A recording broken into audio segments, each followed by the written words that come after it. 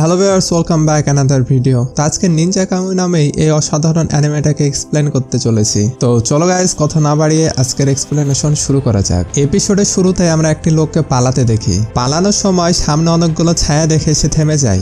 লোকটা বলে কিভাবে জানলো যে এটা আমি। সেখানে স্মোক গ্রেনেড মেরে তাদের থেকে পালানোর চেষ্টা করে। পালানোর সময় তাদের সাথে এক ভয়াবহ ফাইট শুরু হয়। এক পর্যায়ে মুখোশধারী লোকেরা তাকে নৃশংসভাবে মেরে ফেলে। আসলে এই মুখোশধারী লোকগুলো নিনজা ছিল। নিনজাগুলো একটি ডিভাইস দিয়ে লোকটিকে ভেরিফাই করে। স্ক্যান হওয়ার পর দেখা যায় লোকটির অরিজিনাল চেহারা আসলে অন্যরকম। নিজেকে লুকানোর জন্য হয়তোবা মাস্ক ব্যবহার করেছিল। এরপরে সিন শিফট হয়। আমরা দেখতে পাই শহর থেকে অনেক দূরে একটি লোক তার পরিবার নিয়ে অনেক হাসি খুশি ছিল। সেই পরিবারে একটি ছেলে আর তার ওয়াইফ ছিল। এরপরে সিন শিফট হয়। আমরা দেখতে পাই তার ওয়াইফ টেলিভিশনে কিছুর একটা নিউজ দেখছিল। নিনজারা যে লোকটির গলা কেটে হত্যা করেছিল আসলে সে হত্যাকাণ্ডের ব্যাপারে এই নিউজ প্রচার হচ্ছিল। এরপরে তার ওয়াইফ বলে, তোমার কি মনে হয় না এই হত্যাকাণ্ডগুলোর পেছনে তাদেরই হাত রয়েছে? কিন্তু এখানে কাদের হাত রয়েছে এখনো পরিষ্কারভাবে জানা যায় না। তার ওয়াইফ মৃত লোকটির ব্যাপারে ইন্টারনেটে রিসার্চ করে, কিন্তু তার ব্যক্তিগত জীবন সম্পর্কে কোনো ধরনের তথ্যই পায় না। লোকটা বলে ভয়ের কোনো কারণ নেই, কেউ আমাদের এখানে খুঁজতে আসবে না। তার ওয়াইফ বলে, তুমি কি নিশ্চিত? কিন্তু রিপারের ব্যাপারে কি বলবে? লোকটা বলে, রিপারকে নিয়ে চিন্তার কোনো কারণ নেই। এটা রিপারের কাজ হতে পারে না, কারণ রিপার সবসময় একাই কাজ করে। এটা নিয়ে আর চিন্তা করো না, এখন রিল্যাক্সে থাকো। এরপরে সিনে আমরা দেখতে পাই তারা তাদের জীবন আবারও হ্যাপিলি লিড করছিল। কিন্তু একদিন আবারও একটা হত্যাকাণ্ডের নিউজ টেলিভিশনে প্রচার করা হয়। পূর্বের হত্যাকাণ্ডের সাথে এই হত্যাকাণ্ডের হুবহু মিল আছে। খুনের ধরন একই হওয়ার কারণে কর্তৃপক্ষরা ধারণা করছে এটা হয়তোবা কোনো ভয়ঙ্কর সিরিয়াল কিলারের কাজ। এই বিষয়ে এখনো তদন্ত চলছে, কিন্তু কোনো প্রকারের ক্লু পাওয়া যায়নি। তার ওয়াইফ বলে, শুনলা এটা দে 4 নম্বর। লোকটাকে এবার কিছুটা চিন্তিত দেখায়। এর পরের দিন তারা তাদের ছেলের জন্মদিন পালন করে। জন্মদিনে সেই মুহূর্তগুলোকে তারা অনেক উপভোগ করে। এরপরে রাতে ঘুমাতে যায়, কিন্তু লোকটার ঘুম আসে না। এই জন্য সে যখন ঘরের নিচ ফ্লোরে আসে, বাইরের জানালার দিকে চোখ পড়তেই কিছু একটা দেখে তার সন্দেহ হয়। সে সময় আমরা আবারও সেই নিনজাগুলোকে দেখতে পাই। তারা সরাসরি লোকটার উপর আক্রমণ করে দেয়। শুরু হয় একের পর এক নিনজার সাথে লড়াই। সে সময় তার ছেলে বাবা বলে চিৎকার করে ওঠে। এজন্য তাড়াতাড়ি করে সে তার ছেলের কাছে যাওয়ার চেষ্টা করছিল, কিন্তু সেই সময় একটা নিনজা সুই জাতীয় কিছু একটা দিয়ে সে লোকটার গলায় আঘাত করে দেয়। তার অনেক কষ্ট হলেও হামাগুড়ি দিয়ে তার ছেলের কাছে যাওয়ার চেষ্টা করে। সেই সময় বাড়ির বাইরে থাকা গাড়িতে একটি সন্দেহজনক লোকের ছায়া আমরা দেখতে পাই। অন্যদিকে লোকটা অনেক কষ্ট করে তার ছেলের ঘরের সামনে এসে দাঁড়ায়। দরজার ওই পাশে থাকা কিছু একটা দেখে অনেক ভয় পেয়ে যায়। আসলে তার ওয়াইফ আর তার ছেলেকে সেই নিনজাগুলো মেরে ফেলেছে। নিনজার মধ্যে থাকা লিডারটি বলে ও ভালোই লড়াই করেছিল। এই বলে তার গলায় আবারও তরোয়াল ঢুকিয়ে দেয়। সেই সময় হঠাৎ করে তার পেছনে থাকা একটা নিনজা তার পিঠেও তরোয়াল ঢুকিয়ে দেয়। মুহূর্তের মধ্যেই সে মাটিতে লুটিয়ে পড়ে। তখনই আমরা পুলিশের গাড়ির আওয়াজ শুনতে পাই। নিনজার যে লিডার সে বলে, মালগুলোকে খবর দিল কে? এই বলে সে লোকটির কাছে যায় এবং তাকে মৃত বলে কনফার্ম করে। পুলিশ আসলে তাদের পড়ে থাকা লাশ ছাড়া আর কিছুই দেখতে পাই না। এরপরের সিনে লোকটিকে আমরা একটি মর্গে দেখতে পাই। হঠাৎ করে সে জেগে ওঠে। তার পরিবারের সাথে ঘটা ঘটনাগুলো মনে করে রাগে ফুঁসতে থাকে, কিন্তু আবারও সে সেখানেই অজ্ঞান হয়ে যায়। তার যখন জ্ঞান ফিরে, সেখানে থাকা নার্সগুলো বলে তাড়াতাড়ি ডাক্তার ডাকো। লোকটা সে অবস্থায় তার ওয়াইফ মারি এবং তার ছেলে রেন বলে ডাকতে থাকে। ডাক্তার যখন তার কাছে আসে তাকে বলে, তুমি কি জানো তুমি কি জন্য এখানে এসেছো? আসলে তোমাকে মৃত ঘোষণা করার পরেও উপরওয়ালার কৃপায় তুমি বেঁচে গেছো। লোকটা তাকে বলে, আমার স্ত্রী আর আমার ছেলের কি খবর? ডাক্তার বলে, দুর্ভাগ্যবশত আমরা তাদের বাঁচাতে পারিনি। সেটা শুনে সে কাঁদতে থাকে। এরপরে সেখানে দুইজন এফবিআই তার সাথে দেখা করতে আসে। এফবিআইদের একজনের নাম মাইক আর আরেকজনের নাম এমা। এফবিআইরা যখন তাকে লোগান বলে ডাকে তখন আমরা জানতে পারি এই লোকটির নাম লোগান। এফবিআই মাইক যখন তাকে বলে, তুমি কি জানো তোমার পরিবারের উপরে কারা আক্রমণ করেছিল? তখন লোগান কিছু না বলে বিছানার চাদর শক্ত করে চেপে ধরে রাখে। মাইক এটা দেখে কিছু একটা বুঝতে পারে। এজন্য তার ভিজিটিং কার্ড লোগানকে দিয়ে বলে, যদি পরে কিছু মনে পড়ে তাহলে নির্দ্বিধায় আমার সাথে যোগাযোগ করো। মাইক বাইরে এসে আমাকে বলে, আমার মনে হয় সে জানে হামলাকারী কারা ছিল। আজ রাতে আমরা তার উপরে নজর রাখবো। এরপরে আমরা দেখতে পাই লোগান ছাদের উপর বসেছিল আর এমা তার উপর নজর রাখছিল। লোগান ছাদে বসে আবারও তার পরিবারের স্মৃতি মনে করতে থাকে। সেই সময় নিনজারা আবারও তার উপর আক্রমণ করে দেয়। লোগান তার হাতের মধ্যে ঢুকিয়ে রাখা সূঁচ জাতীয় কিছু একটা খুলে ফেলে। এতে করে তার চেহারা সম্পূর্ণ চেঞ্জ হয়ে যায়। আগের চেয়ে অনেক ভয়াবহ ফাইট শুরু করে। এর এরপরে সে তার আরো একটা টেকনিক ইউজ করে। এই টেকনিকে প্রথমে তার মুখ দিয়ে কালো ধোঁয়া বের হয়, এরপরে তার শরীরের আশেপাশে ছড়িয়ে পড়ে। হঠাৎ করেই সে ভূতের মতো হয়ে যায়। এক নিমিষেই সেখানে থাকা 8 জনের মাথা দেহ থেকে আলাদা করে দেয়। কি হচ্ছে সেটা দেখার জন্য এমা যখন সেখানে যায়, লোগান তাকে অজ্ঞান করে ফেলে। আবারও একটা ভয়াবহ লোক দিয়ে ফাইট শুরু করে। সামনে যেই আসছিল না কেন তাকে মেরে ফেলছিল। মাইক হসপিটালে এসে আমাকে ফোন দেওয়ার চেষ্টা করে, কিন্তু এমা তো ফোন ধরে না যেহেতু সে অজ্ঞান ছিল। মাইকের নজর যখন সামনের দিকে যায়, সে দেখে অনেকগুলো লাশ পড়ে আছে। সে বলে কতটা ভয়াবহ, এসব কি? অন্যদিকে আমরা লোগানকে দেখতে পাই। সবগুলো নিনজাকে মেরে ফেলার পর এখন শুধুমাত্র তাদের বস বেঁচে ছিল। লোগানের এটা দেখে তার ওয়াইফের গলাতে তরোয়াল ঢোকানো সেই স্মৃতিটা আবারও মনে পড়ে যায়। সেই সময় তার মুখ দিয়ে আবারও সেই কালো ধোঁয়া বের হতে থাকে। নিনজার বসের সাথে আবারও তার ফাইট শুরু হয়। ভয়াবহ ফাইটের মাঝে সে নিনজা বস তার গলায় একটা ডিভাইস পরিয়ে দেয়। এই ডিভাইসটি দিয়ে নিনজাটি প্রথম ব্যক্তিটির গলা কেটে ফেলেছিল, কিন্তু লোগান অনায়াসেই সেটা খুলে ফেলে। আবারও তার সাথে ফাইট শুরু হয়। ফাইটের এক পর্যায়ে লোগান নিনজা বসটির পেটে তরোয়াল ঢুকিয়ে দেয়। এরপরে তরোয়াল দিয়ে তাকে একের পর এক আঘাত করতে থাকে। লোগান নিনজাটিকে বলে, আমাদের তুই কিভাবে খুঁজে পেলি, আর কিভাবে বা জানলে এটা আমি? নিনজাটি লোগানকে বলে, তুই যেখানেই লুকানোর চেষ্টা করিস না কেন, তুই যে রূপই ধারণ করিস না কেন, তোর নিয়তি থেকে পালাবার কোনো পথ নেই। লোগান তার মাস্ক খুলে এবার তাকে তার অরিজিনাল চেহারা দেখায়। এই ঘটনাগুলোর ভয়েই এতদিন লোগান তার নিজের চেহারা লুকিয়ে রেখেছিল। নিনজাটি তার চেহারা দেখে পিছু হটতে থাকে। তো সেই সময় লোগান আবারও তরোয়ালটি তার পেটে ঢুকিয়ে দেয়। এরপর মর্গে যেয়ে তার স্ত্রীর চেহারা দেখে আবারও ভেঙে পড়ে। এরপরে সে বাসায় ফিরে আসে। দেওয়াল ভেঙে সে কিছুর একটা বাক্স বের করে। বাক্স খুললে আমরা দেখতে পাই তার মধ্যে ছিল একটি মাস্ক, কিছু নিনজা টুল আর তার পরিবারের সাথে তোলা ফটো। এরপরে পরিবারের সাথে কাটানো সেই সুন্দর মুহূর্তগুলোর কথা আবারও মনে পড়তে থাকে। আমরা বুঝতেই পারছি সে তার পরিবারকে কতটা ভালোবাসতো। এরপরে আগুন দিয়ে সে তার পুরো বাড়ি জ্বালিয়ে দেয়। হয়তোবা সেই স্মৃতিগুলো আর মনে করতে চায় না। বাক্সের মধ্যে রাখা সে মাস্ক, কিছু নিনজা টুলস আর তার ফাইটিং স্কিল দেখে তো আমরা বুঝতেই পারছি সে হয়তোবা এক সময় বড় কোনো নিনজা ছিল। এখন সে তার পুরনো রূপে ফিরে আসতে চলেছে। তার পরিবারকে হত্যা করার বদলা সে অবশ্যই নেবে। এপিসোড 2 এর শুরুতেই আমাদেরকে ব্যাক স্টোরিতে নিয়ে যাওয়া হয়। জাপানে পূর্বে একটি নিনজা গোষ্ঠী বা নিনজা ক্ল্যান ছিল। তাদের যে সিক্রেট আর্ট বা ফাইটিং কৌশলগুলো ছিল ওগুলো কারোর সাথে শেয়ার করা যেত না। মিশন সম্পূর্ণ করাই ছিল তাদের জীবনের একমাত্র লক্ষ্য। জাপানে এক সময় টেরোরিস্ট অ্যাটাক হয়, যার ফলে এইসব নিনজাগুলোকে সরকারের আন্ডারে কাজ করা লাগে। তখন থেকে তাদের এইসব নিনজা সিক্রেট আর্টগুলো বিদেশিদের সাথে শেয়ার করা লাগে। এই টেকনিকগুলো শিখে যাতে সবাই পাওয়ারফুল হয়ে যায় আর জাপানকে রক্ষা করতে পারে। আর যারা এই অর্ডার মেনে চলবে না তাদেরকে মেরে ফেলা হয়। এরপর আমরা জানতে পারি লোগানের আসল নাম হলো হিগান। ছোটবেলায় তার পরিবারের সবাইকে মেরে ফেলা হয়, এজন্য হিগান সেখান থেকে পালিয়ে যায়। এরপরে সে আমরা প্রেজেন্ট স্টোরিতে আসি। গত সিজনে আমরা দেখেছিলাম হিগান সে নিনজা বসকে অনেক মেরেছিল। তাকে সম্পূর্ণভাবে না মেরে ফেলে তাকে একটি ঘরে নিয়ে এসে দড়িতে ঝুলিয়ে রাখে। চেয়ার থেকে উঠে তাকে কিছু জিজ্ঞাসা করতেই যাবে, কিন্তু শরীরের দুর্বলতার কারণে সে পড়ে যায়। সেই সময় একটা লোক সেখানে এন্ট্রি নেয়, বলে কি অবস্থা করেছো হিগান তোমার শরীরের? ভাবিনি এই জীবনে আর তোমার দেখা পাবো, পরলোকেই দেখা হবে বলে ভেবে নিয়েছিলাম। আসলে সে লোকটা একটা ডাক্তার ছিল। লোকটা হিগানকে বলে, তুমি নিজের পরিচয় লুকাচ্ছ না কেন? হিগান বলে সেই সংগঠন কোনোভাবে আমাদের মাস্কিং সিস্টেম ভেদ করে দেখার পদ্ধতি পেয়ে গেছে। ডক্টরটা বলে এই ক্ষতর ফলে তোমার এতক্ষণ মরে যাওয়ারই কথা, কিন্তু ভাগ্যের জোরে বেঁচে গেছো। সম্পূর্ণভাবে সুস্থ হতে তোমার 5 থেকে 6 দিন সময় লাগবে, এ বলে তার ট্রিটমেন্ট করে। হিগান যখন জেগে ওঠে তখন FBI মাইকের দেওয়া কার্ডটা দেখে। এরপরে সে নিনজাটির কাছে এসে একের পর এক চাকু দিয়ে তাকে আঘাত করতে থাকে। নিনজাটা বলে, তোর যা ছেঁড়া তুই ছিঁড়ে নে, এর দ্বারা তুই কি প্রমাণ করতে চাইছিস? তোর ওয়াইফকে মেরে কি শান্তিটাই না পেয়েছিলাম? তোর ছেলের মুখে অনেক ভয় ছিল, তবে তোর ওয়াইফের চোখ দুটো শেষ অব্দি ক্ষোভ আর ঘৃণায় ফুঁসছিল। আর শোন, ওকে যতই ছুরিকে আঘাত করছিলাম ও ততই চেঁচিয়ে উঠছিল। হিগান এবার রেগে যায়, বলে শোন, ওদের চাহনি তোর স্মৃতি থেকে চিরতরে মুছে দেব। তুই এখন নরকে যেতে চলেছিস, যেখানে তোর চামড়া ছাড়ানো, হাড় ভাঙা আর মেরুদণ্ড টেনে বের করার শব্দ শুনতে পাবি। তবুও তোর হার্টবিট বন্ধ হবে না। শান্তিতে মরার আশা ছেড়ে দে, এ বলে তাকে আগুন দিয়ে জ্বালিয়ে দেয়। অন্যদিকে আমরা FBI মাইক ও তার সিনিয়র অফিসারকে দেখতে পাই। অফিসার মাইককে বলে এই কেসটাকে তদন্ত করার করার দরকার নাই, এটা থেকে দূরে থাকো। মাইক বলে আপনি এটা কিভাবে বলেন, এত কিছু দেখার পরেও চুপ করে থাকবো? ওই রক্তকার আর সেখানে ঘটা ঘটনা সিসিটিভি ফুটেজ না থাকায় আমরা কিছুই করতে পারবো না।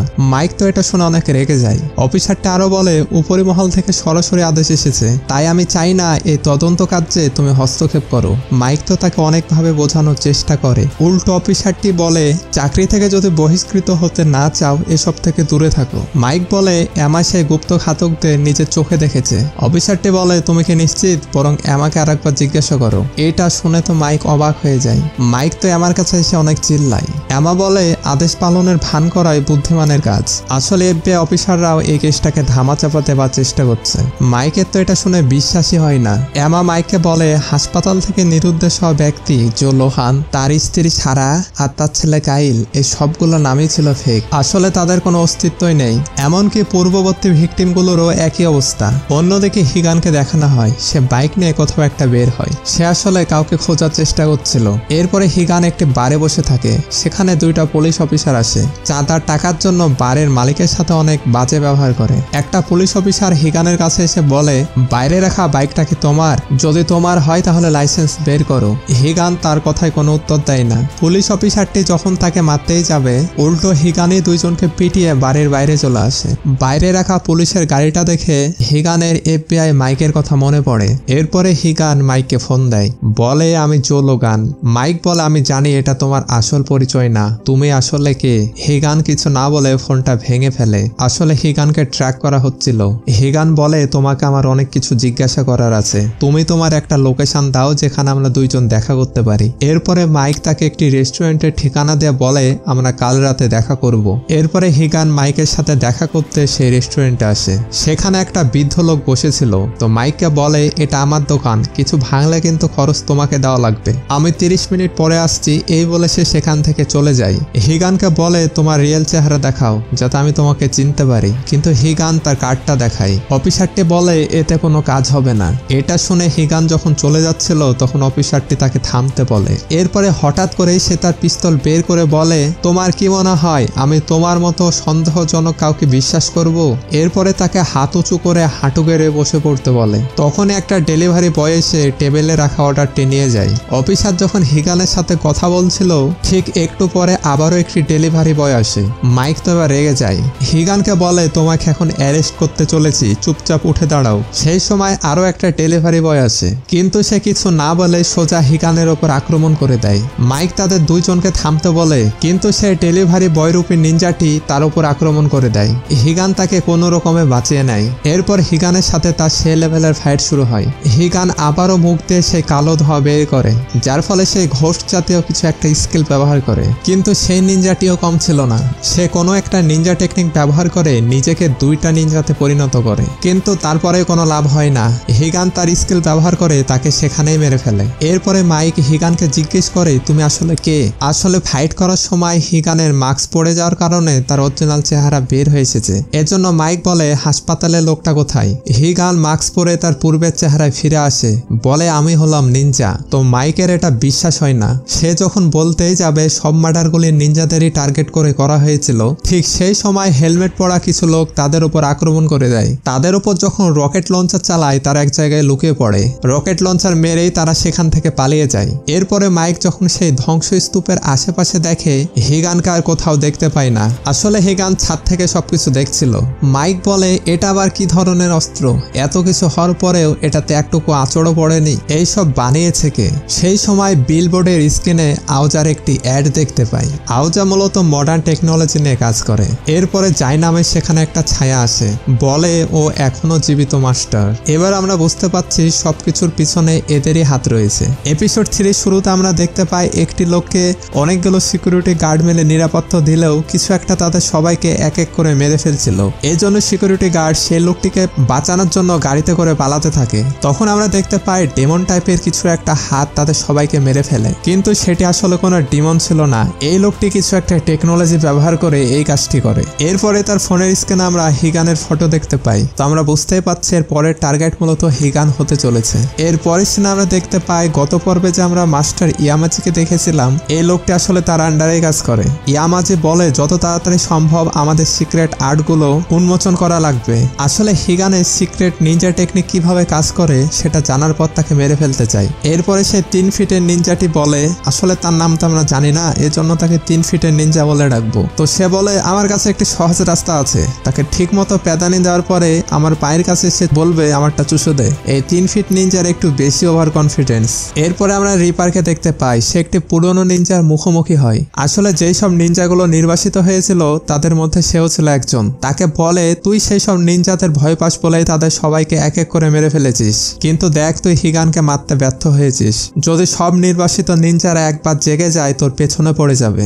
আমরা বুঝতেই পারছি এই রিপারও মূলত ইয়ামাজির আন্ডারেই কাজ করে। সেই পুরনো নিনজাটা রিপারকে মারার জন্য ব্লেড অফ ওয়াইন নামে এমন একটা অ্যাটাক করে যেটা আসলে প্রতিরোধ করা অসম্ভব। এই টেকনিকটার নিনজা নাম হলো ফ্লাইং সলো। কিন্তু এই অ্যাটাকে রিপারের কিছুই হয় না, বরং বলে তুই দ্বিতীয়বার পালাতে পারবি না, তোর তরোয়াল কোথায় দেখ। তার তরোয়াল তার পেটেই যে কখন ঢুকিয়ে দিয়েছে সে বুঝতেই পারেনি। অন্যদিকে আমরা সে 3 ফিটের নিনজাকে দেখতে পাই। সে ইয়ামাজিকে বলে রিপার কোথায়, ওই খাসামালের জন্য তার হাত চুলকাচ্ছে নাকি। আসলে এটা হিগানকে বুঝিয়েছে। আসলে ইয়ামাজি রিপারকে হিগানের সাথে যে কোনো ধরনের লড়াই করতে মানা করেছে। হয়তো সে মনে করে রিপারের সাথে হিগানের যদি ফাইট হয় তাহলে হিগান মারা যাবে, আর হিগান মারা গেলে তার সিক্রেট অফ নিনজা আর্টটা উন্মোচন করতে পারবে না। অন্যদিকে এফবিআই মাইক তার কলিগের কাছে এসে সেই রাতে রেস্টুরেন্টের ভেতরে তাদের উপর যে অ্যাটাক করা হয়েছিল সেটা তদন্ত সম্পর্কে জানতে চায়। লোকটা বলে সেই রেস্টুরেন্টকে মূলত চাইনিজ মাফিয়ারা টাকা পাচারের জন্য ব্যবহার করত, আর এই লড়াইটা হয় আসলে তাদের প্রতিদ্বন্দ্বী গ্যাংয়ের সাথে এলাকা দখল নিয়ে। এর জন্য কেসটাকে বন্ধ করে দেওয়া হয়েছে। মাইক তো এবার পুরা রেগে যায়, বলে টাকা পাচার আমার বাল, রেস্টুরেন্টের ওরা ঠিক মতো চর্বিযুক্ত হাড়িও মাসতে পারে না। অফিসারটি বলে তাহলে তো তুমি ভাগ্যবান, সেখানকার জঘন্য খাবার আর খেতে হবে না। মাইক তো এমনিতেই রেগেছিল, সে বলে উপর মহলের লোকেরা তাহলে তোমাকে এটাই গিলিয়েছে। এর আগেই তো আমরা বুঝতে পেরেছিলাম এফবিআই সহ উপর মহলে সবকিছু এই আওজাই কন্ট্রোল করছে। এরপরে তার এফবিআই অফিসার তাকে ডেকে অফিসের বাইরে নিয়ে যেয়ে বলে তোমাকে যে দায়িত্ব দেওয়া হয়েছে মাইক সেটাই করো, এই কেসে নাক গলিও না, তা না হলে আমি আর তোমাকে বাঁচাতে পারবো না। ভেবে দেখো ভালোভাবে যদি রিটায়ারমেন্ট হও তাহলে সারাদিন মাছ ধরবে আর হুইস্কি খাবে, তোমার জন্য সুন্দর মাছ ধরার ছিপ পাঠিয়ে দেব। মাইক বলে ধন্যবাদ, ছিপগুলাকে আওজার তৈরি হবে। তার অফিসার তো রেগে গিয়ে তাকে রিটায়ারমেন্টের কাগজ দিয়ে সেখান থেকে চলে যায়। এরপরে মাইক হিগানের কাছে চলে আসে, বলে গত রাতে যে নিনজাটা আমাদের উপর আক্রমণ করেছিল তার অস্ত্রটি পরীক্ষা করা হয়েছে। অস্ত্রটি বিশেষ ধরনের সংকট ধাতু তৈরি। অস্ত্রতে যে লগোটি আছে সেটা হলো আওজার। আওজা এফবিআই কে পকেটে রাখে। এফবিআই এই কেস থেকে আমাকে দূরে রাখতে চাইছে। তাদের দোষ দিয়ে বা লাভ কি, গত রাতে তো আমি মরতে বসেছিলাম। হিগান বলে তারা আমার পরিবারকে মেরে ফেলেছে, আমি তাদের এক এক করে খুঁজে বের করে শাস্তি দেব। হিগান ও মাইকের মধ্যে এখন একটা ভালো সম্পর্ক তৈরি হয়ে যায়। মাইক এমাকেও সেখানে ডেকে নেয়। এমা আওজার ব্যাপারে বলে হার্ডওয়্যার সফটওয়্যার কিংবা টেকনোলজি সব জায়গায় আওজা দখল করে নিয়েছে। আওজার সাথে যেসব প্রতিষ্ঠানগুলো প্রতিদ্বন্দ্বিতা করে আওজা তাদের সবাইকে মেরে ফেলে। আওজা একদিক দিয়ে যেরকম এত বড় একটা ইন্টারন্যাশনাল কর্পোরেশন, তেমনি তাদের সাথে আছে নিনজা। এজন্য তাদের মুখোমুখি হওয়া খুব একটা সহজ হবে না। অন্যদিকে আওজার বস সায়েন্টিস্টদের নিয়ে কিছুর একটা এক্সপেরিমেন্ট করছিল। তারা একটা ওয়্যারলেস পাওয়ার ট্রান্সফার সিস্টেম নিয়ে কাজ করছিল। এই ওয়্যারলেস পাওয়ার ট্রান্সফার সিস্টেমের মাধ্যমে এক জায়গা থেকে অন্য জায়গায় সহজে বিদ্যুৎ ট্রান্সফার করতে পারবে, যার ফলে মডার্ন টেকনোলজিগুলো আরও সুবিধাজনকভাবে ব্যবহার করা যাবে। তাদের এই প্রজেক্ট প্রায় সফল হওয়ার পথে। আর এই টেকনোলজি সে যে ভালো কাজে ব্যবহার করবে না তার ফেস দেখে বোঝা যাচ্ছিল। সেখানে আমরা সেই নিনজাদের লিডার ইয়ামাজিকে দেখতে পাই। ইয়ামাজি মূলত কিছু একটা নিয়ে রেগেছিল। সেদিন রেস্টুরেন্টে হিগান ও মাইকের উপর যে অ্যাটাকটা হয়েছিল এই সেটা করিয়েছিল। আসলে সে তার নতুন ওয়েপনগুলো হিগানের উপর প্রয়োগ করে দেখতে চেয়েছিল কিরকম কাজ করে। ইয়ামাজি এই বিষয়ে জানতো না। ইয়ামাজির তো রেগে যাওয়ারই কথা, কারণ সে চায় না কোনো কারণে হিগান মারা যাক। কারণ হিগানের একটা সিক্রেট নিনজা টেকনিক আছে, সেটা কিভাবে কাজ করে সেটা না জানার আগে তাকে মেরে ফেলতে চায় না। এরপরে আমা তাদেরকে আওজার হেডকোয়ার্টার দেখায়। আওজা আসলে কি করতে চায় আর নিনজার সাথে আওজার সম্পর্কই বা কি, এইসব তথ্যগুলো জানতে হলে তাদেরকে আওজা সিটিতে যাওয়া লাগবে। সেই সময় একটা নিনজা গাড়ির ওপর থেকে তাদেরকে আক্রমণ করে দেয়। এমা গাড়ি নিয়ে পালাতে থাকে, কিন্তু তারপরে সে নিনজাটা তাদের পিছু ছাড়ে না। মাইক একের পর এক ফায়ার করলেও তাতে কোনো কাজ হয় না। হিগান তার নিনজা টেকনিক ইউজ করে একদম ঠিক জায়গায় নিনজাটিকে আঘাত করে। সেই সময় একটা ট্রাক এসে তাদের গাড়িকে ধাক্কা মেরে উড়িয়ে দেয়। মাইক ও এমা সেন্সলেস হয়ে গেলেও হিগানের তখনও জ্ঞান ছিল। গাড়ির ভেতর থেকে সে নিনজাটিকে আবারও দেখতে পাই। নিনজাটি তার উপর আক্রমণ করে দেয়। কোনো রকমে নিজেকে বাঁচিয়ে নিনজাটির সাথে ফাইট শুরু করে দেয়। অনেকক্ষণ ফাইট হলেও হিগান তাকে হারিয়ে দেয়। আসলে সেটি নিনজা ছিল না, বরং রোবট ছিল। সেই 3 ফিট নিনজা তাকে কন্ট্রোল করছিল। হিগান সেই রোবটটির কাছ থেকে ক্যামেরা খুলে নিয়ে সেই 3 ফিট নিনজাটিকে খুন করার ইশারা দেয়। এরপরে আমরা দেখতে পাই মাইক তখন অজ্ঞান অবস্থায় ছিল, অ্যাম্বুলেন্সে করে তাকে হসপিটালে নিয়ে যায়। হিগানও দূর থেকে এটি দেখছিল। সেই মুহূর্তে তার ফোনে একটি কল আসে। অপরিচিত কণ্ঠস্বরটি বলে, ফাইনালি আমরা কথা বলতে পারবো হিগান। অপরিচিত লোকটির কাছে হিগান তার অরিজিনাল নাম শুনে চমকে ওঠে। এপিসোড 3 এখানেই শেষ হয়। এপিসোড 4-এর শুরুতে লোকটা বলে, চিন্তার কোনো কারণ নেই, আমাদের এই কল কেউ ট্র্যাক করতে পারবে না। হিগান তার পরিচয় জিজ্ঞাসা করলে সে তার পরিচয় দেয় না। বলে, তুমি তো আউজা সিটিতে যাচ্ছ, কিন্তু আউজা সিটি অনেক বেশি সুরক্ষিত, সেখানে কয়েক স্তরের নিরাপত্তা ব্যবস্থা ব্যবহার করা হয়েছে, তাই সেখানে প্রবেশ করা প্রায় অসম্ভব, কিন্তু আমি তোমাকে সাহায্য করব। কিন্তু হিগান তার প্রপোজাল অ্যাকসেপ্ট করে না। অন্যদের চেনো, কিন্তু তা করতে গিয়ে তাদেরকে তোমায় চিনতে দিও না। এটা ছিল মূলত একটা সিক্রেট নিনজা কবিতা, যেটা শুধুমাত্র নিনজারাই জানতো। অপরিচিত লোকটা নিজেকে নির্বাসিত নিনজা বলে পরিচয় দেয়। এরপরে একটা জায়গার লোকেশন দিয়ে বলে, তুমি সেই জায়গায় আমার জন্য অপেক্ষা করো, বিশ্বাস করো আর না করো সেটা তোমার উপর ছেড়ে দিলাম। হিগান মাইকের সাথে দেখা করার জন্য হসপিটালে যায়। ফোনে সে অপরিচিত লোকটির প্রপোজালের কথা তাদেরকে বলে। এমা আউজা সিটির নিরাপত্তা ব্যবস্থা নিয়ে রিসার্চ করার পর জানতে পারে সেখানকার নিরাপত্তা ব্যবস্থা সত্যি অনেক বেশি হার্ড, শুধুমাত্র ভূতের পক্ষেই সেখানে ঢোকা সম্ভব। মাইক মনে করছিল পুরো বিষয়টা হয়তোবা কোনো ফাঁদ হতে পারে। এমা তাদের বলে, ডার্ক ওয়েব ব্যবহারকারীদের একটা কমিউনিটি আউজার গতিবিধির ওপর নজর রাখছে। তাদের বক্তব্য অনুযায়ী আউজা পুরো পৃথিবীতে রাজত্ব করতে চায়, এজন্য গোপনে তারা ভয়ানক আগ্নেয়াস্ত্র নির্মাণের কাজ চালাচ্ছে। এমা সে ডার্ক ওয়েব কমিউনিটির অ্যাডমিনের লোকেশন খুঁজে বের করে ফেলেছে। মাইক সে অ্যাডমিনের কাছে যাওয়ার সিদ্ধান্ত নেয়। অন্যদিকে হিগানও সিদ্ধান্ত নেয় ফোন কলে সে অপরিচিত ব্যক্তিটির বলে দেওয়া লোকেশনে সে যাবে। হিগান যখন সেখান থেকে চলে যাচ্ছিল, মাইক তাকে বলে, তোমার স্ত্রী কি তোমার আসল পরিচয়ের কথা জানতো? তখন আমরা জানতে পারি মারিও মানে হিগানের স্ত্রীও আসলে একটা নিনজা ছিল। নিনজাদের বিয়ে করা কিংবা একে অপরের প্রতি মায়ের বন্ধনে আবদ্ধ হওয়া এগুলো ছিল নিষেধ, কিন্তু হিগান এইসব রুলস না মেনে তার পরিবারকে বেছে নিয়েছিল। অন্যদিকে আমরা দেখতে পাই আউজা সবাই হিগানকে নিয়ে অনেক চিন্তিত ছিল। তাদের পাঠানো সে নিনজা রোবটটি একটা পুরো আর্মির ইউনিটকে ধ্বংস করে ফেলতে পারে, কিন্তু সেটা হিগানের সামনে টিকতেও পারল না। এজন্য তারা একটি পরিকল্পনা করে। নিনজাদের বস মানে ইয়ামাজি বলে, আমরা আমাদের পূর্ব পরিকল্পনা মতো এগোবো। এফবিআই মাইককে নিয়ে আপাতত চিন্তার কোনো কারণ নেই। পরবর্তীতে সে যদি বাড়াবাড়ি করতে আসে তাকে ছেটে ফেলতে দেরি লাগবে না। আউজা মালিকের মেন উদ্দেশ্য ছিল মূলত তার প্রোটোটাইপের জন্য ডেটা সংগ্রহ করা। সে আসলে দেখতে চায় তার তৈরি টেকনোলজি হিগানের ওপর কেমন প্রভাব ফেলে। অন্যদিকে রিপার আবারও ইয়ামাজির কাছে এসে বলে, মাস্টার আপনি শুধু একবার অর্ডার দিন, ওকে এখনই মেরে ফেলবো। ইয়ামাজির পরিকল্পনা ছিল আসলে ভিন্ন। হিগানের পেছনে অন্য নিনজাদের পাঠিয়ে এমন পরিস্থিতি সৃষ্টি করবে যাতে করে হিগান তার সিক্রেট টেকনিক দিয়ে ফাইট করতে বাধ্য হয়। আসলে হিগান যখন তার সিক্রেট টেকনিক দিয়ে ফাইট করবে, ইয়ামাজি সেই ফাইটটাকে আসলে অবজার্ভ করে দেখতে চায় যে তার সিক্রেট টেকনিকটা আসলে কিভাবে কাজ করে। সিন শিফট হয়ে অতীতে যায়। হিগানদের যে মেন মাস্টার ছিল সে তাদের বলছিল, তোমরা এখন অনেক দক্ষ শিনবি হয়ে গেছো, এজন্য তোমাদের প্রত্যেককে একটা করে নিনজা নাম দেওয়া হবে। সেখানে হিগান, জাই এবং মারিকে দেখানো হয়। তাদেরকে নিনজা নাম দেওয়ার পাশাপাশি একটা সিক্রেট টেকনিক শেখানো হয় যেটা কারো সামনে রিভিল করতে পারবে না। আসলে তাদের তিনজনকে আলাদা আলাদা সিক্রেট টেকনিক শেখানো হয়েছিল। এরপরে তারা তিনজন সেই মুহূর্তটাকে সেলিব্রেট করে।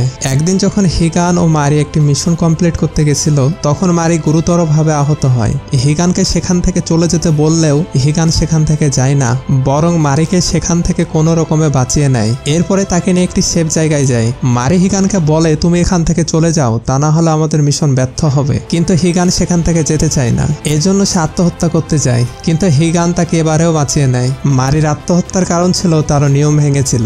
নিনজাদের একে অপরের প্রতি মায়ের বন্ধনে আবদ্ধ হওয়া সম্পূর্ণ নিষেধ। হিগান বলে, আমি যেদিন তোমায় প্রথম দেখেছিলাম সেদিনই কোড ভেঙে ফেলেছি।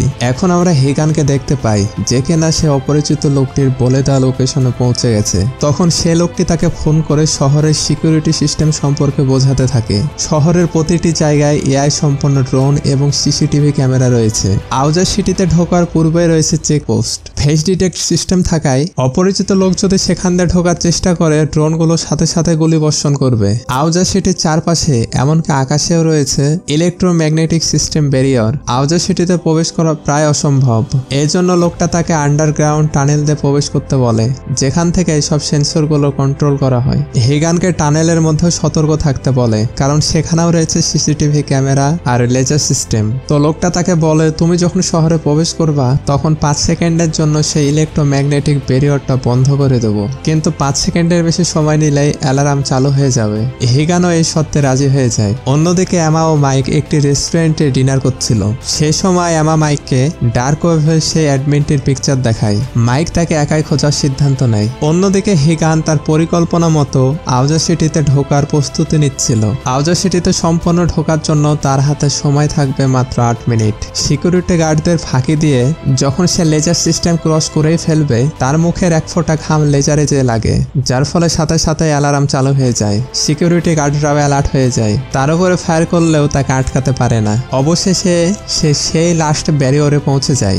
যখন সেটা 5 সেকেন্ডের জন্য বন্ধ করতেই যাবে, তখনই রিপার তাকে পেছন থেকে বাধা দেয়। তাদের দুইজনকে মুখোমুখি দেখিয়ে এপিসোড 4 এখানেই শেষ হয়। এপিসোড 5 এর শুরুতে হিগান এবং জাই যখন মুখোমুখি হয়, তাদের দুইজনের মার্কস প্রায় একই রকম। হিগান জাইকে বলে মারি মারা গেছে, আর এই অর্ডারটা কি ইয়ামাজি দিয়েছিল? তো জাই বলে যারা মৃত্যু থেকে বাঁচার চেষ্টা করে তারা কিন্তু মৃত্যুর ছায়াতেই থাকে, এর জন্য তুমিও মারা যাবে। সিন শিফট হয়। এবার আমরা মাইককে দেখতে পাই। এমা যে লোকটার ব্যাপারে ইনফরমেশন দিয়েছিল তার নাম ছিল জেসন। তার সাথে দেখা করার জন্য সেই জায়গাটাতে আসে। লোকটা আগে আউজাতেই কাজ করত। ভালো রিসার্চার না হওয়ার জন্য তাকে আউজা থেকে বের করে দেওয়া হয়। তো মাইক জেসনের সাথে দেখা করার জন্য তার রুমের ভেতরে প্রবেশ করে। সেখানে গেমিং স্টোর টাইপের জিনিসপত্র ছিল। অন্যদিকে ইয়ামাজি ও আউজার হায়ার অথরিটি সবাই ডিসকাশন করছিল। 5 সেকেন্ডের জন্য তাদের ব্যারিয়ারের যে সিস্টেম ছিল সেটি বন্ধ হয়ে গেছিল। তারা মনে করছিল হিগানকে হয়তোবা কেউ বাইরে থেকে সাহায্য করছিল। তারা পুরোটা সময় হিগানকে নিয়ে আলোচনা করছিল। ইয়ামাজি তো হিগানের সিক্রেট আর্ট নিয়ে চিন্তা করছিল। 3 ফিটের এই নিনজা সহ সবাই মিলে বলে তারা একবার যদি হিগানকে মারতে শুরু করে তাহলে হিগানের সিক্রেট আর্ট এদের কিছুই করতে পারবে না। আউজার যে অনার আছে সে বলে আমরা এক কাজ করি, হিগানকে এই সিটির মধ্যে সহজেই ঢুকতে দিই, এরপর আমরা তাকে আমাদের হেডকোয়ার্টারের টেস্ট রুমে নিয়ে যাব। এতে করে আমরা তার কাছ থেকে অনেক গুরুত্বপূর্ণ ডেটা পাবো। অন্যদিকে সে অপরিচিত লোকটি ফোন কলে তাকে বলে অর্গানাইজেশনের সবাই সিদ্ধান্ত নিয়েছে তোমাকে সিটির মধ্যে ঢুকতে দেবে। এটা হলো তাদের এক প্রকার চাল। এরপরে তোমাকে মারার জন্য সেখানে হাই লেভেলের নিনজা পাঠাবে। যদি তাদের সাথে ফাইট করো তুমি নিশ্চিত মারা যাবে। হিগান বলে এমনি অনেক দেরি হয়ে গেছে, আমি ভেতরে যাব, ইয়ামাজি সহ তাদের সবাইকে মেরে ফেলবো, এর জন্য আমার এখানে আসা। তো বেসিক্যালি হিগান যদি সন্ধ্যা 7টার সময় সেখানে প্রবেশ করে তাহলে কিছু অ্যাডভান্টেজ পাবে, কারণ সে সময় সেখানে প্যারাডে অনুষ্ঠান চলবে। হিগানের সাথে তাহলে কারো ফাইট হলে সে সময় কারো নজর পড়বে না। অন্য সিনে আমরা মাইককে দেখতে পাই। আউজার ব্যাপারে ইনফরমেশনের জন্য জেসনের কাছে সাহায্য চাই। এইদিকে আউজার সিটিতে সেলিব্রেশন শুরু হয়ে গেছিল। হিগানও রেডি হয়ে যায় ভেতরে প্রবেশ করার জন্য। ভেতরে প্রবেশ করার পরপরই দেখতে পায় অনেকগুলো নিনজা তার জন্য অপেক্ষা করছিল। এইদিকে একটা গেমিং ডিভাইস দেখে মাইকের সন্দেহ হয়। সেটাকে যখন ধাক্কা দিয়ে ভেতরে প্রবেশ করে সেখানে তো একটা পুরো সার্ভার রুমে সেট আপ ছিল। এখান থেকে জেসন মূলত তার হ্যাকিং এর কাজ করত। জেসন অনেক রেগেছিল, যেহেতু আউজা কোম্পানি তাকে তার চাকরি থেকে বের করে দিয়েছিল, এজন্য সেও বদলা নিতে চায়। মাইক তাকে চাকরি থেকে বের করার কারণ জিজ্ঞাসা করে। যদি আমা বলেছিল জেসনকে রিসার্চার রূপে কেউ তাকে পছন্দ করতো না, কিন্তু মাইকের মনে হয় তার ভেতরে কিছুটা অ্যাটিটিউডের অভাব রয়েছে। সেও বুঝতে পারে আউজা কোম্পানি আসলে কতটা খারাপ। এরপরে সে মাইককে সাহায্য করতে চায়। যদিও প্রথমে সে ভয়ে ছিল, কিন্তু মাইক তাকে আশ্বাস দেয় আমি তোমাকে ব্যাকআপ দেবো, কোনো চিন্তা করো না। অন্যদিকে হিগান তো আরো সিরিয়াস ভাবে ফাইট শুরু করে। এদিকে জেসন আউজার সার্ভারে হ্যাকিং করতে থাকে। কন্টিনিউয়াসলি তারা ডেটা খোঁজার চেষ্টা করছিল, কিন্তু সেরকম কোনো গুরুত্বপূর্ণ ডেটাই পাচ্ছিল না। কিন্তু একদম শেষের দিকে বাউন্ড নামের একটা ফোল্ডার খুঁজে পায়। সেখানে অনেকগুলো লোকের নাম ও পাশে নাম্বার লেখা ছিল, এছাড়াও পাশে প্রাইস লেখা ছিল। সেই লিস্টে আমার সামান্ডা মানে তার পার্টনার FBI আমার নাম ছিল। মাইক তো ভাবতে থাকে আমার নাম এখানে কি করছে। সে সময় রুমের মধ্যে অ্যালার্ম বাজতে থাকে। আউজা বুঝে ফেলেছিল তাদের সার্ভারে কেউ হ্যাক করার চেষ্টা করছে, এর জন্য সেই লোকেশনে সিকিউরিটি গার্ডদের পাঠিয়ে দেয়। গার্ডরা এসে তো তাদের উপর ফায়ার শুরু করে দেয়। তারা একটি জায়গায় লুকিয়ে পড়ে। এরপরে কোনো রকমের গাড়ি নিয়ে সেখান থেকে পালাতে থাকে। অন্যদিকে আমরা হিগানকে দেখতে পাই, যে কিনা কন্টিনিউয়াসলি তাদের সাথে ফাইট করে যাচ্ছিল। গার্ডগুলো এখনো কিন্তু মাইকদের ফলো করছিল। মাইক কোনো রকমে তাদেরকে মেরে সেখান থেকে পালিয়ে যায়। আমরা দেখতে পাই হিগান যখন এলিভেটরে থাকে তখন তার পরিবারের কথা আবারও মনে করতে থাকে। তো আমরা বুঝতে পারছি সে কতটা রেগে গেছে। ফাইনালি সে টেস্ট রুমে পৌঁছে যায়। তো সেখানে সে রোবোটিক টাইপের নিনজাগুলো আগে থেকে উপস্থিত ছিল। অন্যদিকে আমরা ইয়ামাচিকে হেলিকপ্টারে দেখতে পাই। হিগান তাকে দেখা মাত্রই মারার জন্য দৌড়াতে থাকে। রোবটগুলো তার এমনি এমনি সেখানে ছিল না, তারা হিগানকে থামিয়ে দেয়। এরপরে হিগানের উপর আক্রমণ শুরু করে দেয়। হিগান তার সিক্রেট আর্ট ইউজ করে। তো সেখানে আমরা ঘোষ টাইপের অনেকগুলো ফেস দেখতে পাই। হিগান এটা ইউজ করেছিল মূলত তাদের অ্যাটেনশন নষ্ট করার জন্য। এরপরে জানালা ভাঙার জন্য সেই জায়গাটা গ্রেনেড মেরে ব্লাস্ট করে দেয়। ইয়ামাচিকে ধরার জন্য হেলিকপ্টারে দড়ি লাগিয়ে উপরে ওঠার চেষ্টা করছিল, কিন্তু গুলি করে তার দড়িটি কেটে দিলে সে নিচে হেলিপ্যাডে পড়ে যায়। তার মাস্ক ভেঙে যায়, এমনকি তার শরীরের অবস্থাও খারাপ হয়ে গেছিল। তোমাদের হয়তো মনে আছে ডাক্তার তাকে বলেছিল এই রেস্ট টেকনিক দ্বিতীয়বার ইউজ করো না, তা না হলে তুমি মারা যাবে। এই টেকনিকটা লাস্ট সে হসপিটালে ফাইট করার সময় ইউজ করেছিল, কিন্তু হিগান নিজের জীবনের পরোয়া না করে সে এবারও এটি ইউজ করতে যাচ্ছে। সে তার হাতের সুই টাইপের জিনিসটা আবারও খোলে আর বলতে থাকে যদি আমি মারা যাই তাহলে শীঘ্রই তোমাদের সাথে আবারও মিলিত হব। ঠিক সেই সময় আবারও সেই রোবটগুলো তাকে মারতে থাকে। তোমাদেরকে বলে রাখি এই রোবটগুলোর মধ্যে মূলত মানুষ রয়েছে। ইয়ামাজির মিটিং এর সময় যারা উপস্থিত ছিল আর কি। হিগান সেখানে স্মোক গ্রেনেড মেরে আবারও ভয়ানক ফাইট শুরু করে দেয়। হিগান অনেক চেষ্টার পরেও তাদেরকে মারতে পারে না। অবশেষে তারা হিগানকে হারিয়ে দেয়। একে তাও যার নিজের জায়গা, তারপরে রয়েছে অত্যাধুনিক রোবট। আসলে হিগানের এখানে যেটা সম্ভব ছিল না। এরপরে যাইও সেখানে চলে আসে। তো হিগানকে বলে এখন তুমি বুঝতেই পারছো তুমি যে রাস্তাতে চলছো এখান থেকে বাঁচা সম্ভব না, এটা হলো নরকের রাস্তা। হিগানের এটা শুনে অনেক রাগ হয়। আসলে হিগান সেই সময় আউট অফ কন্ট্রোল হয়ে গেছিল। ইয়ামাজি বলে জাইকে মারার চেষ্টা করে, কিন্তু সেরকম কিছুই করতে পারে না। আবারও তাকে নিচে ফেলে দেয়। যাই যখন হিগানকে তরোয়াল দিয়ে মেরে ফেলতেই যাবে, তো সেই সময় আর একটা রোবট সেখানে হাজির হয়ে যায়। গ্রেনেড দিয়ে জায়গাটা ব্লাস্ট করার পরপরই হিগানকে নিয়ে সোজা নিচে লাফ দেয়। আমরা এখনো জানি না আসলে রোবটের মধ্যে কে আছে। হিগানও সেই সময় আস্তে আস্তে তার জ্ঞান হারাতে থাকে। এপিসোড 5 এখানেই শেষ হয়। তো জানি না শেষ পর্যন্ত কতজন ভিডিওটা দেখলা। নিনজা কামুয়ের পরবর্তী এপিসোডগুলো যদি পেতে চাও তাহলে ভিডিওতে একটি লাইক ও কমেন্ট করো। দেখা হচ্ছে পরবর্তী ভিডিওতে, ততদিন পর্যন্ত গুড বাই।